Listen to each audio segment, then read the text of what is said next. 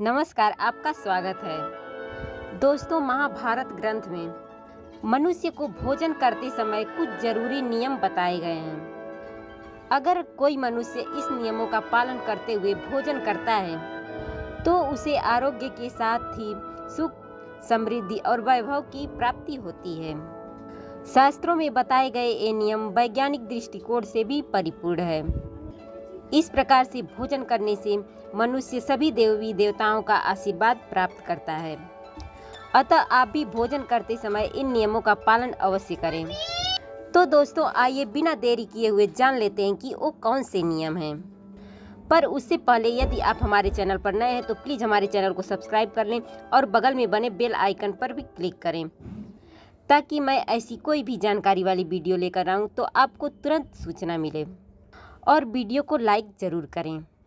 सबसे पहली बात, भोजन करने से पहले 5 अंग, 2 हाथ, 2 पैर और मुख, इन सबको अच्छे तरीके से धो लेना चाहिए।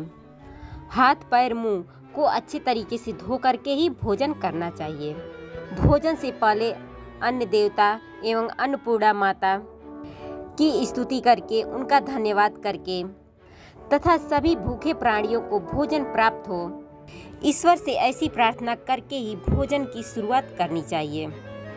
भोजन बनाने वाली महिलाओं को स्नान करके शुद्ध मन से और मंत्र जाप करते हुए ही रसोई घर में भोजन बनाना चाहिए।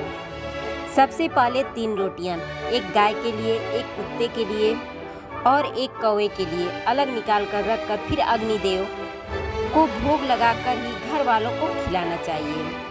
भोजन किचन में बैठकर ही सभी के साथ करें। प्रयास यही करना चाहिए कि परिवार के सभी सदस्यों के साथ मिल बैठकर ही भोजन करना चाहिए। शास्त्रों के अनुसार मनुष्य को अलग अलग भोजन करने से आपस में प्रेम नहीं बढ़ता है, और यदि एक साथ भोजन करते हैं तो आपस में प्रेम बढ़ता है। भोजन का समय प्रातःकाल और सायंकाल ही विधान है, क्योंकि पाचन क्रिया की जठराग्नि सूर्यदेव के 2 घंटे के बाद तक एवं सूर्यास्त के 2.5 घंटे पहले तक प्रबल रहती है। जो व्यक्ति एक समय भोजन करता है वह योगी है, और जो 2 समय भोजन करता है वह भोगी कहा गया है। तीसरी बात, भोजन करने की दिशा।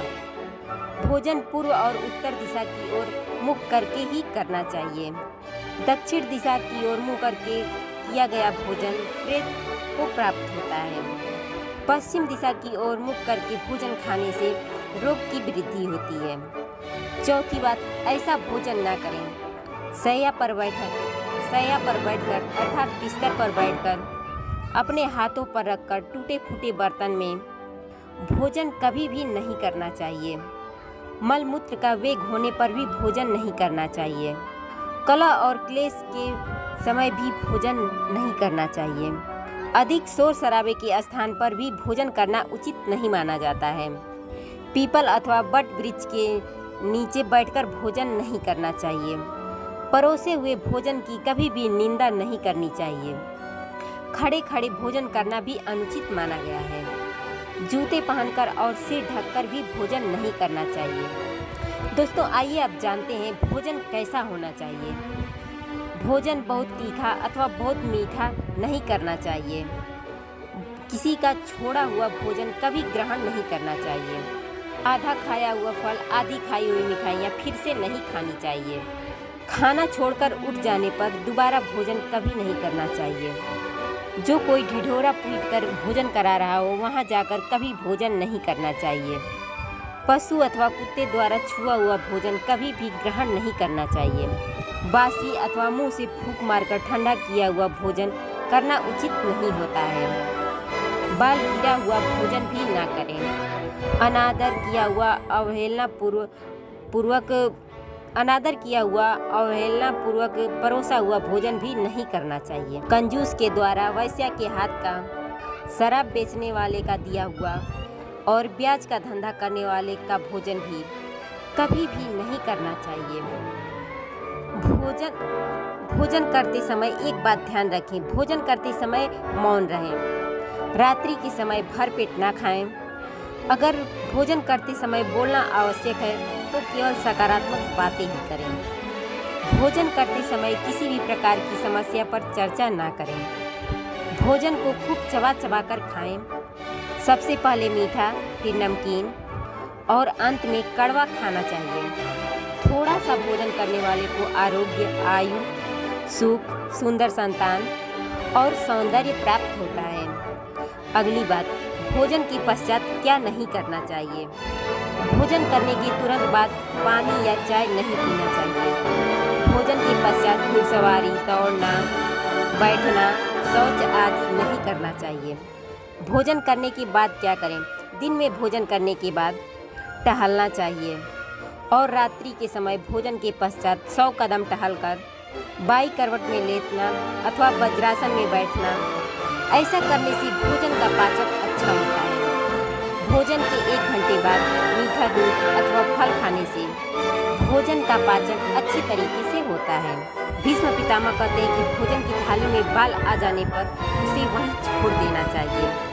बाल आने के बाद भी भोजन खाने से दरिद्रता का सामना करना पड़ता है। परोसा हुआ भोजन या थाली को कोई नाक कर गया हो तो ऐसे भोजन को भी नहीं करना चाहिए। इसे कीचड़ के समान छोड़ देने वाला समझना चाहिए। भीष्म पितामह कहते हैं कि एक ही थाली में अगर खाई खाई भोजन करें तो वो अमृत के समान हो जाती है। ऐसे भोजन से धन, धान्य और स्वास्थ्य और लक्ष्मी की प्राप्ति होती है। भीष्म पितामह के अनुसार पति पत्नी को एक ही थाली में भोजन करने को निषेध माना गया है। भीष्म पितामह के अनुसार पति पत्नी एक ही थाली में भोजन करते हैं तो ऐसी थाली मादक पदार्थों से भरी मानी जाने वाली होती है। पत्नी को पति के भोजन करने के उपरांत ही भोजन करना चाहिए। इससे घर में सुख समृद्धि बढ़ती है। तो दोस्तों, ये थी वो महत्वपूर्ण बातें जो महाभारत में बताई गई है। अगर ये जानकारी आपको पसंद आई हो तो वीडियो को लाइक ज़रूर करें और अपने दोस्तों के साथ शेयर करें और कमेंट में जय माँ अन्नपूर्णा अवश्य लिखें। साथ ही चैनल को सब्सक्राइब करना ना भूलें। धन्यवाद दोस्तों।